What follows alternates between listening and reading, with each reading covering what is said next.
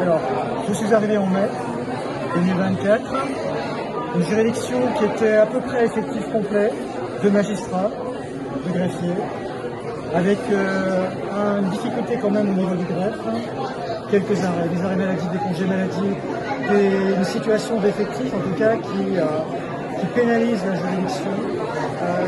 C'est la raison pour laquelle il m'est paru important en tout cas de travailler sur le bien-être au sein de cette structure, un des enjeux en tout cas qu'on se fixe pour l'année 2025.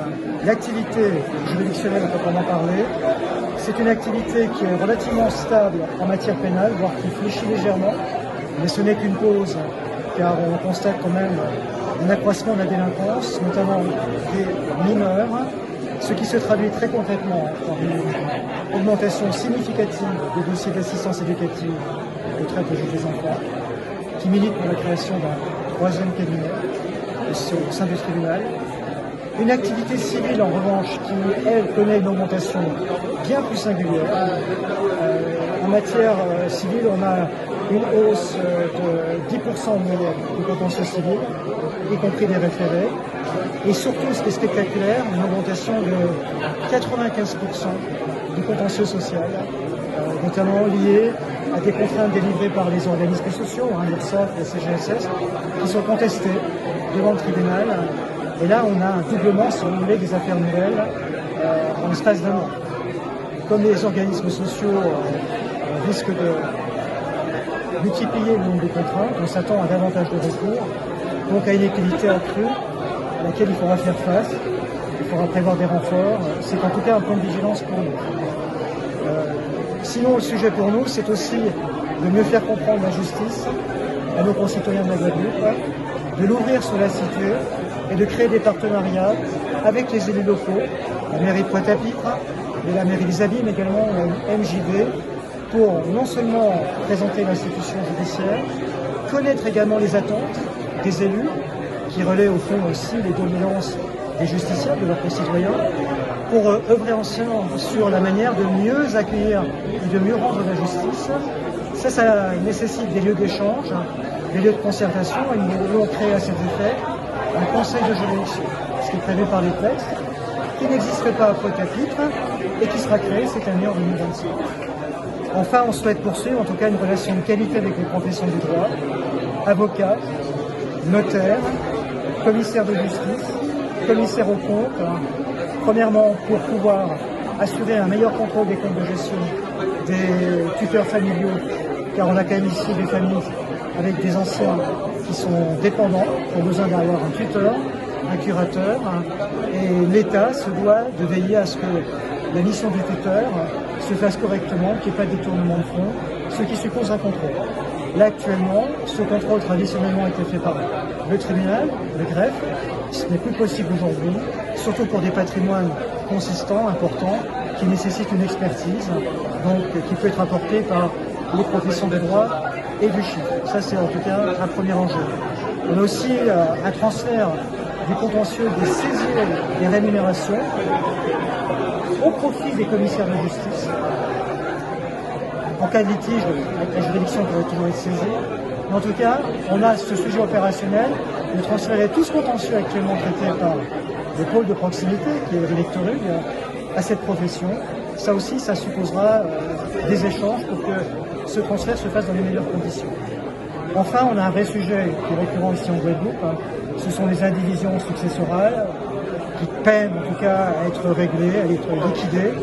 Et ça suppose un travail partenarial étroit, volontariste, avec les notaires, les avocats et la juridiction, les juges connus en tout cas que je suis, pour faciliter dans la mesure du possible de la conciliation pour sortir de ces indivisions qui, vous le savez, durent sur plusieurs générations, enquissent des situations où les gens construisent sur des terrains sans que les partages, les divisions parcellaires aient été faites, créent des tensions.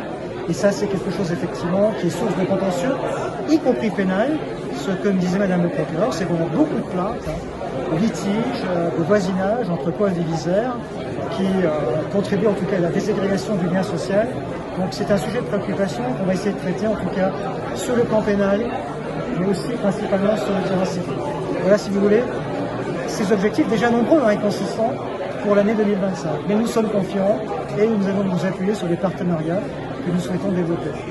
Je vais faire un petit mot avec vous. À votre arrivée, vous avez dit que vous aimeriez accélérer les délais de rendu des jugements, de procédures, voilà.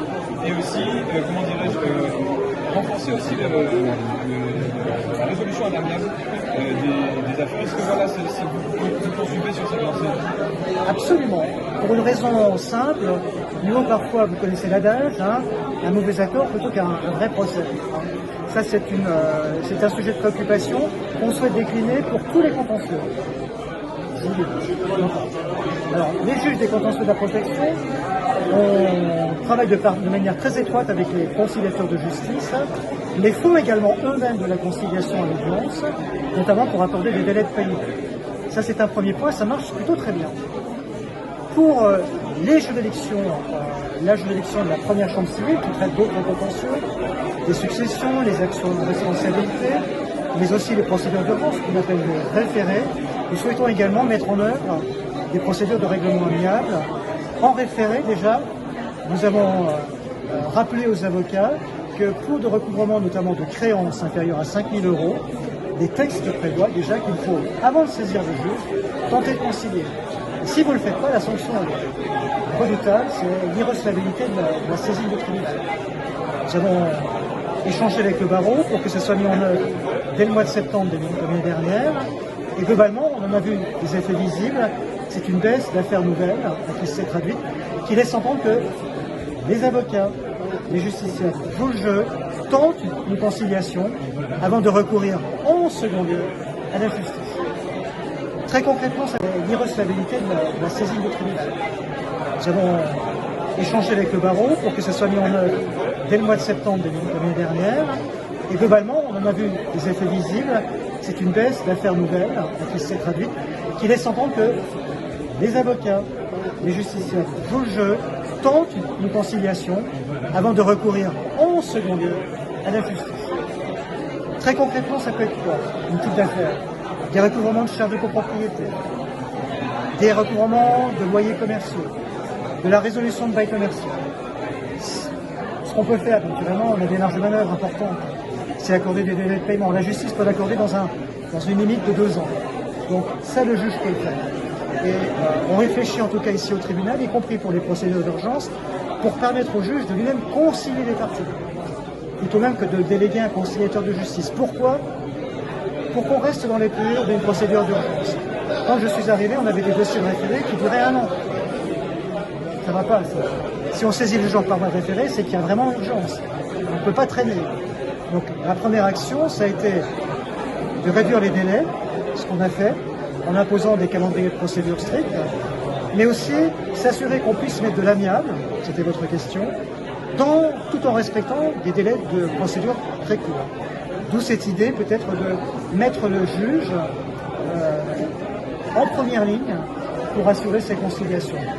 Dans des domaines en tout cas qui ne sont pas techniques, parce qu'on n'est pas des experts, mais si c'est pour accorder des délais de paiement, l'appurement d'un compte de copropriétaire, l'appurement de loyer, ça on peut faire. On peut discuter et favoriser un accord à l'audience ou dans une audience d'étude.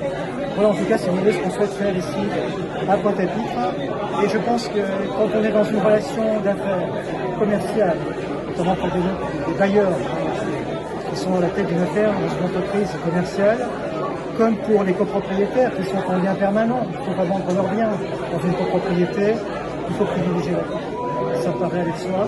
Et puis si on a le souci aussi de préserver notre tissu économique, les délais de paiement, ça s'agit aussi peut-être des situations d'étranglement ou des situations de faillite annoncée, si effectivement on résout un bail commercial.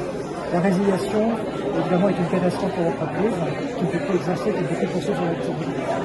Donc voilà, on va essayer en tout cas de trouver une solution d'équilibre, conciliable avec à la fois ces outils nouveaux pour résoudre des litiges, conciliation, médiation, et aussi le souci de préserver le côté économique, notre tissu économique ici de la Guadeloupe qui est déjà fragilisé dans un contexte quand même national et international de crise. Encore une inflation, il y a une hausse du chômage, il faut y être attentif, et la justice en tout cas, on est pour ça.